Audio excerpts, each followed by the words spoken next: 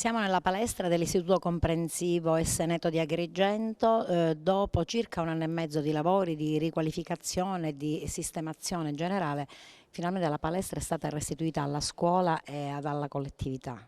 Sì, è un grande piacere per noi perché l'attendevamo da poco, da un po' di più di un anno e mezzo, perché da 10 anni la palestra era immobile, sostanzialmente per un tetto che era stato incidentato, che aveva dell'Eternit, quindi andava bonificato, però adesso in un anno e mezzo si è compiuto questo miracolo.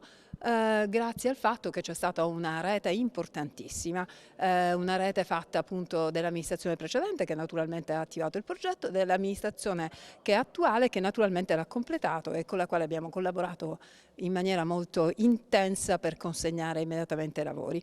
Quindi anche stasera ci sarà la consegna ufficiale da parte dell'assessore Biondi che verrà proprio a scuola a consegnarla alla comunità che rappresenta appunto il quartiere, la scuola e tutti i ragazzi dai 3 ai 16 anni.